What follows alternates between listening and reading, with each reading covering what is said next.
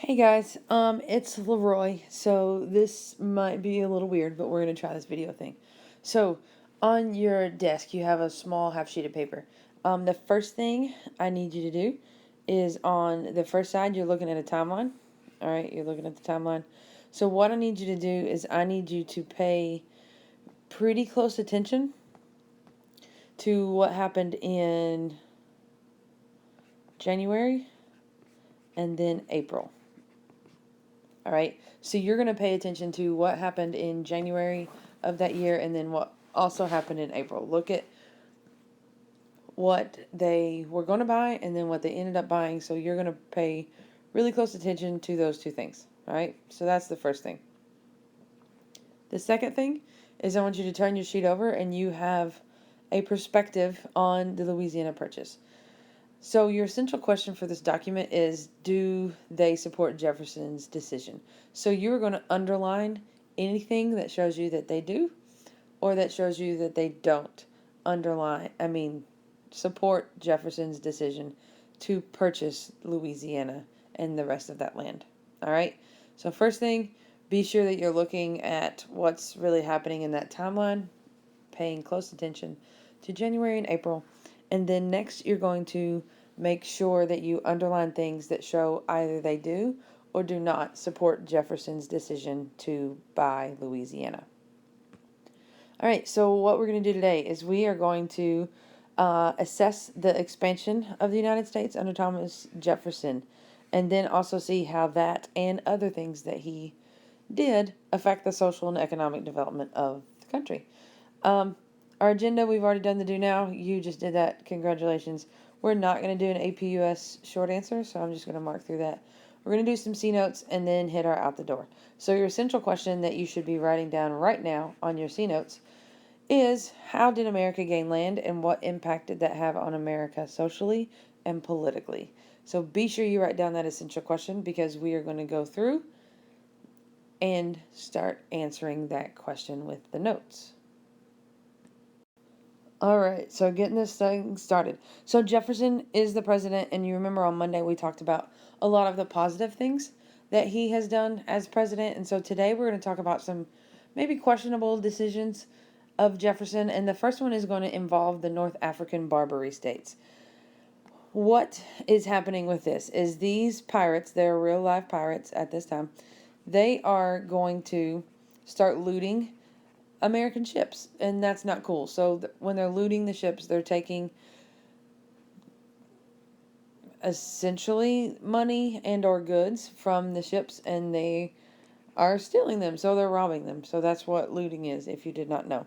So Jefferson has a decision, because we know that Jefferson is a Democratic Republican, and we also know that they want the small peacetime army, right? We remember that from Monday. So we have a small peacetime army, so he has to decide, do we go to war or do we not go to war? He is going to decide to go to war. And what happens is eventually he's going to get a treaty. You don't need to know what the name of the treaty is or anything like that. Just know that Jefferson did have to decide to go to war.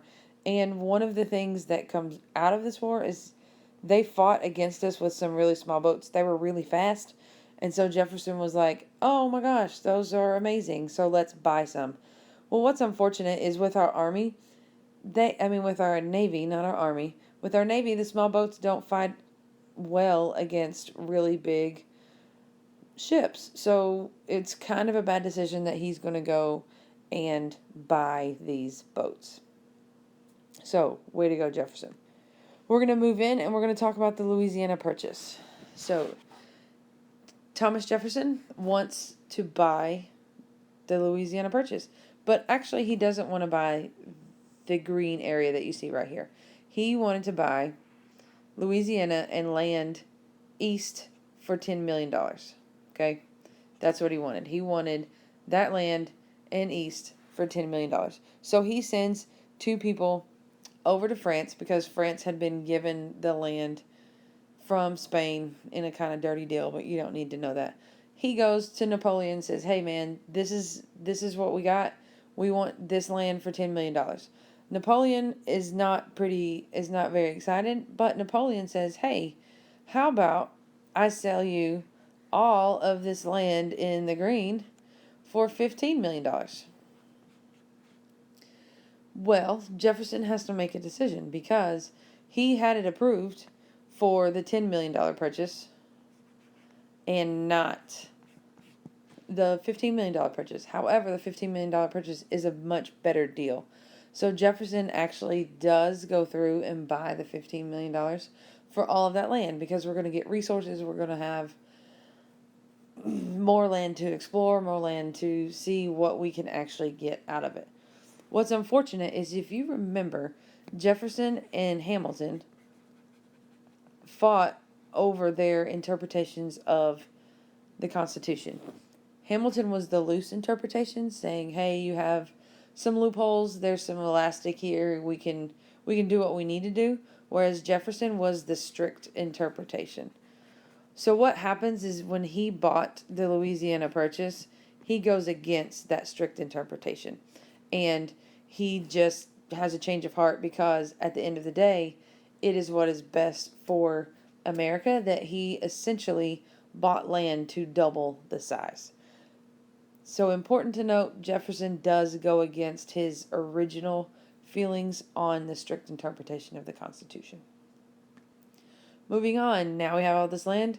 We're going to send people out to go explore it. So we send Lewis, Clark, and Sacagawea. Okay, so we send them out there. They're going to map the land as they go. They see tons of resources, tons of animals. They follow the land. They follow the rivers. Like they are truly creating a map as they go. All right. What's going to be unfortunate is people in New England are not going to be excited about this. So Aaron Burr tries to scheme with people in New England and New York to break away from the United States. People aren't going to like that. What happens is him and Alexander Hamilton get involved in a real live duel, and Aaron Burr kills Alexander Hamilton. We don't hear any more from him because he's dead. We probably would have heard a lot more from Alexander Hamilton, but he was unfortunately killed in this duel. So, important to note, Louisiana Purchase does open up a whole new West. If you remember, 1763 proclamation says, hey, you can't go past the Appalachian Mountains. People did that, but now we're going to have this whole new set of land.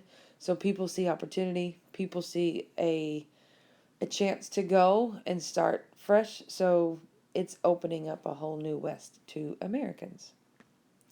What I need you to do right now is you're going to stop and you're going to create your first interaction. All right. I really need you to stop and create an interaction. So if we're looking at this central question, we've already talked about how did America gain land. All right. We've already done that. It should be a pretty easy interaction. Okay. So do it. Moving on. Jefferson. Now we know that people wanted to get involved in the war with France. We didn't do that, yada, yada, yada. So Jefferson is going to put into place this thing called the Embargo Act. It happened in 1803. And what it does is it says we are not going to trade with anybody. He thinks it's going to hurt Britain and France, but actually it's going to, in turn, end up hurting the New England merchants. That is not what he wanted to have happen, but it is what happened. So he thought we were going to hurt Britain and France by not sending them our goods anymore, but surprise, surprise, it actually hurt our New England merchants. So he followed that up. They repealed that act, and he started a new one, and it was called the Non-Intercourse Act. Yes, that just happened. So essentially what happens is we are not going to have any commerce relations with Great Britain or France. That's why they have X's on them. Okay. So essentially we're going to trade with everybody except for Great Britain and France. That at least opens up trade for American merchants to send their stuff to people except for Great Britain and France. So this was his, oops, my bad, Embargo Act didn't happen. So let's try to adjust it and let's do the Non-Intercourse Act. So really at the end of all this, the embargo failed. One of the biggest results is it increased industrialization. All right. Industrialization, obviously, we had to increase our industry, we had to increase our factories so we could start making our own goods to keep in America and to sell in America. So this is going to help the North and not help the South. This is kind of when we start to see a divide economically between the North and their industrial economy and the South and their agriculture economy, which is interesting that the things that Jefferson did helped helped industrialization since he was a farm dude, right? He was the common president. People liked him like that. Okay? Okay. So moving right along, we are going to be done with Jefferson. So Jefferson did win in 1800 and 1804. He could have run for a third presidency term, but he decided not to. So remember when we talked about George Washington and how he set the precedent for just the two-term election? I lied. Jefferson actually set the precedent for the two terms. Because Washington didn't want a third term. Jefferson did. But he didn't want to use his power, those kind of things. So he did not run again in 1808. Jefferson does have a really strong legacy in America because he's the ultimate American and he's one of the founding fathers. Jefferson is seen very favorably in history because of the things that he did to help create America and get us on the way. All right. Monticello and the University of Virginia. You should already know that the University of Virginia was founded by Thomas Jefferson. Shout out to LaVaney for that and her college presentation. So we should already know these things, but just know that Jefferson, he is seen very favorably. All right. This is your time for interaction number 2.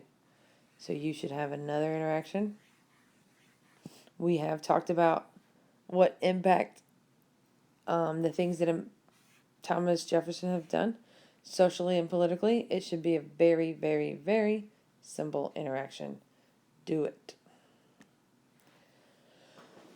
1808, we get a new president, and his name is James Madison. James Madison is a short, bald, not very eloquent speaker. So congratulations, America. We go from Thomas Jefferson to James Madison. James Madison is also one of our founding fathers, but he is not seen as favorably as Jefferson is when we look back in history. So the very first thing he does is he gets this bill passed in Congress. It's called Macon's Bill number 2. What this does is he wants to start and open up trade again with England and France. So what he says is, hey, America's going to trade with everybody as long as England and France drops their restrictions.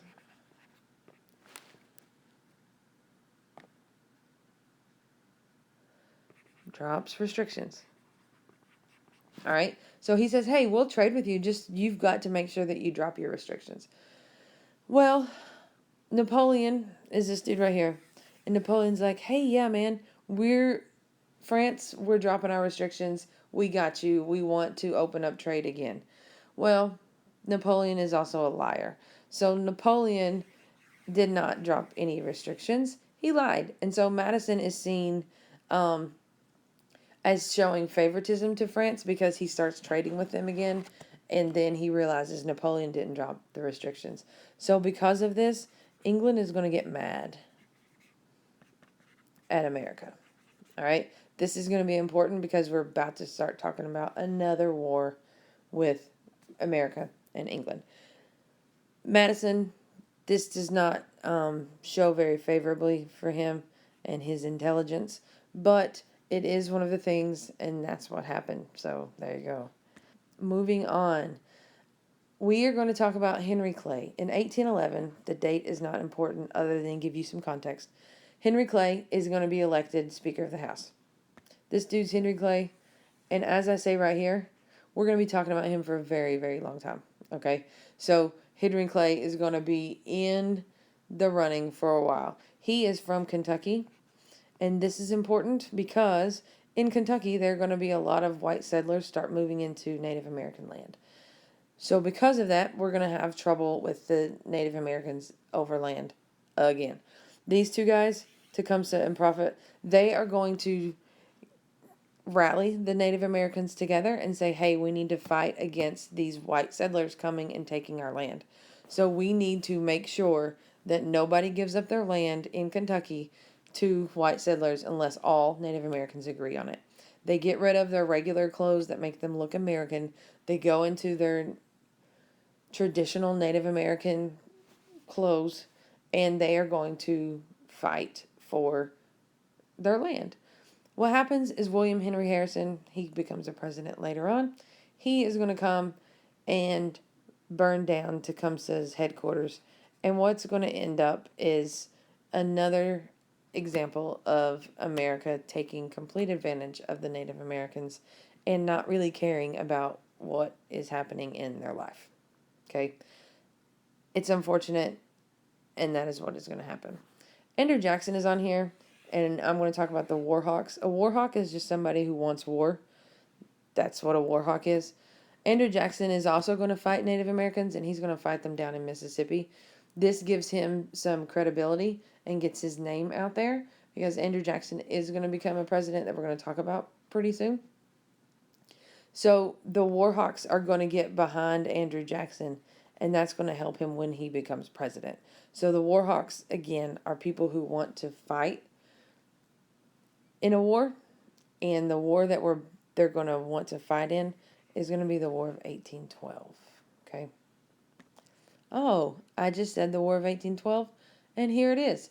So what's going to happen is we are going to fight Britain. We're not going to fight France. So like I said, in Macon's Bill number 2, we start trading with France, even though they didn't drop the restrictions. We thought they did. Oops, our bad. So Britain gets mad at us. Also, Britain has land in Canada, and we kind of want it. So it makes sense for us to fight Britain again. We've already beat them once.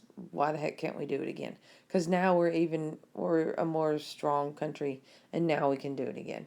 So we are going to fight Britain in the War of 1812. Some people call it the Second War for Independence.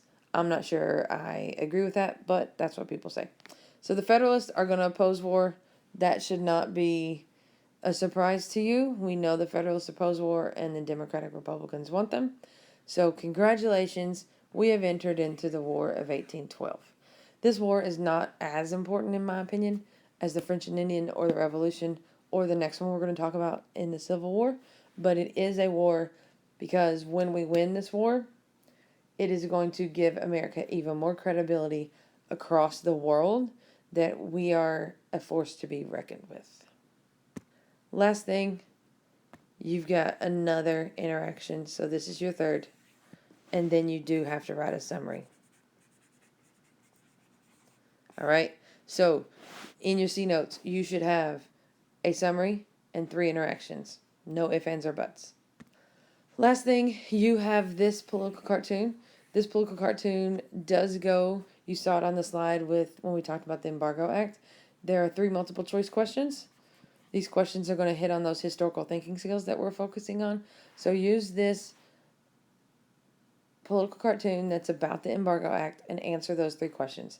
So the 3 things you're turning in today are that little half sheet for I Do Now, your C notes, which have 3 interactions and a summary, and this out the door. Thanks, guys. I hope this was just as weird for you as it was for me.